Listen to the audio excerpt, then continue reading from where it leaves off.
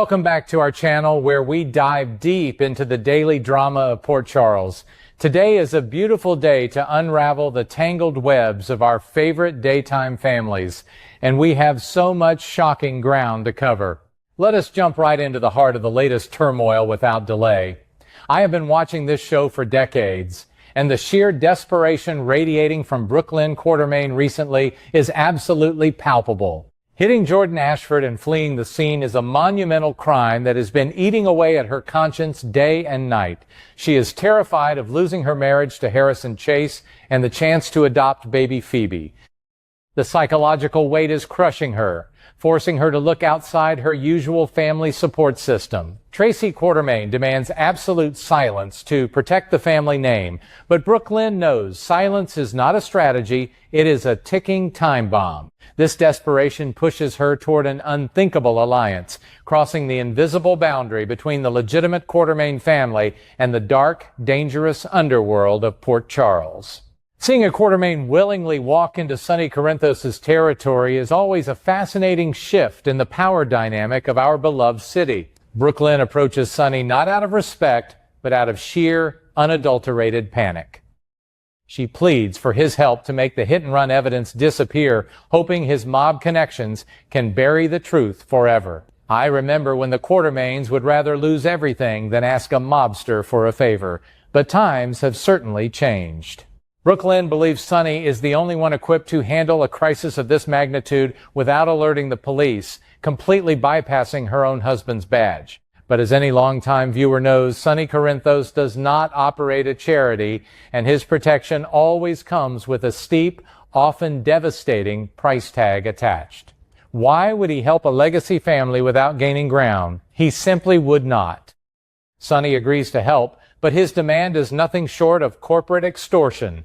He requires the Quartermain family to make major concessions in a highly lucrative business project currently developing in Port Charles. This is classic Sonny, leveraging someone's darkest moment to expand his own empire and legitimize his holdings. Brooklyn is trapped. She must trade her family's financial legacy to save her own skin and her marriage. I find it incredibly compelling to watch her squirm under Sonny's terms, realizing she has essentially sold her soul to the devil. She thought she was solving her hit-and-run problem, but she has inadvertently tied her family's legitimate business directly to a known crime syndicate, a move that Edward Quartermain would surely roll in his grave over. How will she ever explain this to Tracy? The truth is, she cannot. However, Sonny's aggressive maneuvering in the business sector does not go unnoticed. His sudden, forceful push into the Quartermain project creates ripples that reach the ears of Jen Sidwell. Sidwell is a master manipulator who has been holding deeply sensitive blackmail material over both Sonny and Mayor Laura Collins. By making such a loud, demanding move, Sonny inadvertently signals to Sidwell that he is active, vulnerable, and perhaps overextending his reach. I always say that in Port Charles, every action has a massive reaction, and Sonny's attempt to play the corporate shark has awakened a much deadlier predator. Sidwell realizes that Sonny is distracted, making it the perfect time to strike and assert his own dominance over the city's power structures. Does Sidwell fear Sonny's retaliation? Not in the slightest, because he holds the ultimate trump card. The tension culminates in an absolutely explosive confrontation between Sonny and Sidwell right in the middle of the Metro Court restaurant. I was glued to my screen watching this scene unfold. The Metro Court has always been the glittering crown jewel of Port Charles society, a place for power lunches and romantic dinners, not mob warfare. Yet, here are two dangerous men standing chest to chest, completely ignoring the terrified diners around them. Sidwell flaunts his leverage, mocking Sonny's inability to protect his family or his secrets. Sonny, fueled by rage and his protective instincts over Laura, looks ready to tear the restaurant apart. The sheer audacity of Sidwell challenging Sonny in his own ex-wife's establishment speaks volumes about the shifting power dynamics in town. Who will blink first in this standoff? Neither man is willing to back down. Right at the peak of this chaotic standoff, a chilling delivery arrives for Sonny that completely shifts the gravity of the situation. A small package is handed to him, and inside is a ring belonging to Jocelyn Jacks. The moment Sonny recognizes that piece of jewelry, the color drains from his face, and the entire atmosphere of the scene shifts from anger to pure, unadulterated terror. As someone who has watched Sonny protect his children for years, I could feel the ice in his veins. This is not just a threat, it is proof of life, or perhaps a warning of impending death. The ring is a direct message from Ross Cullum, deliberately bypassing Sidwell to show Sonny who is truly holding the cards. Is Jocelyn still alive? Yes, but she is in unimaginable peril. This terrifying delivery forces Sonny to a horrifying realization. He has been so focused on Sidwell and the blackmail photos that he completely missed the larger, far more sinister picture. Sidwell is a dangerous man, yes, but he is merely a symptom of a much worse disease. The real enemy is Ross Cullum and the deeply corrupted faction hiding behind the legitimate badge of the WSB.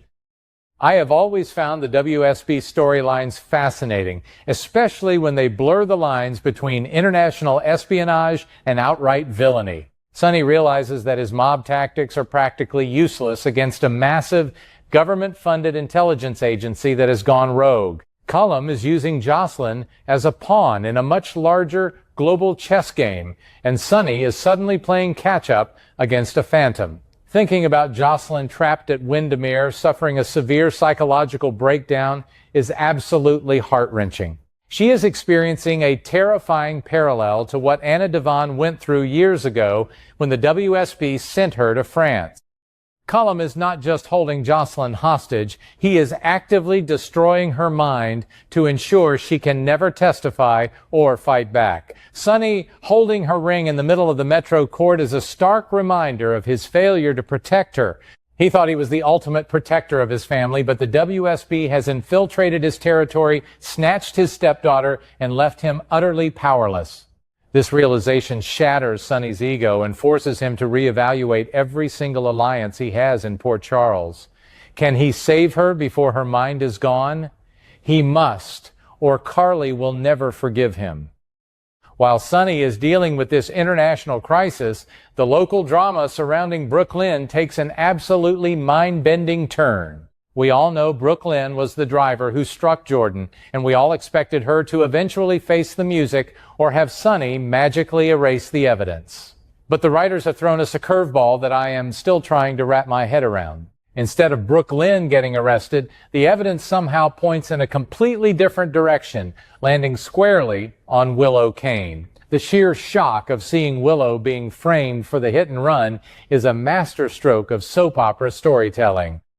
How did a crime committed by a desperate Quartermain end up pinned on the supposedly angelic nurse? It is a twist nobody saw coming.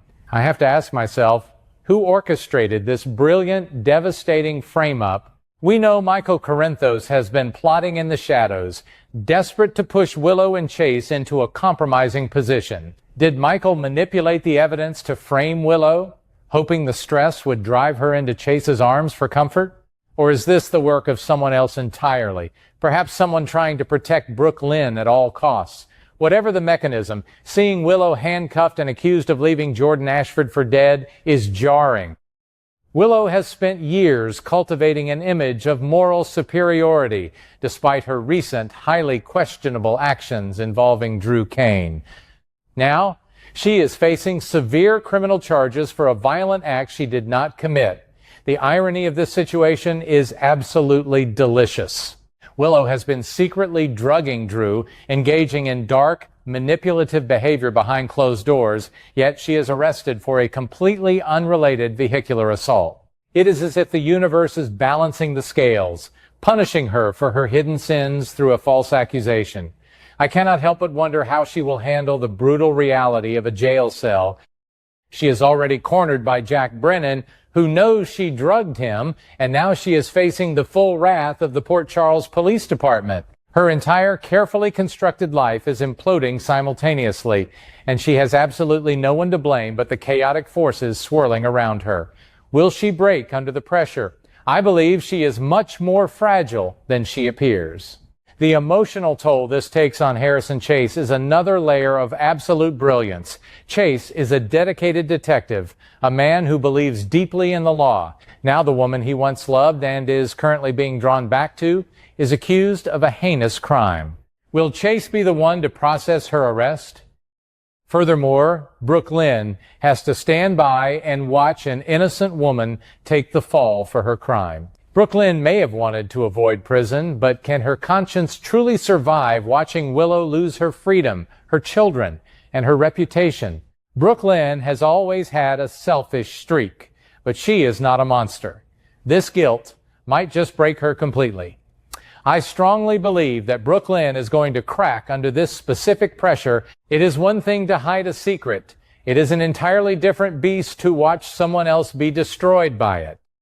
Every time she looks at Chase, she will know that she is lying to him, and every time she hears about Willow's legal struggles, she will know she is the true culprit.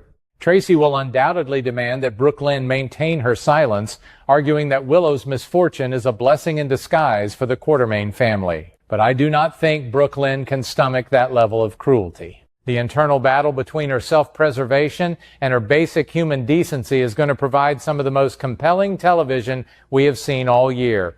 Can she keep quiet? Her soul is on the line. As a dedicated viewer, I am sitting on the edge of my seat waiting to see how these dual crises resolve. How will Sonny infiltrate Windermere and bypass the corrupt WSB agents to save Jocelyn before her mind is permanently fractured? Will he have to make a deal with Sidwell to get to Cullum? And back at the police station, how will Willow prove her innocence when all the manufactured evidence points to her? Will Michael's dark machinations be exposed?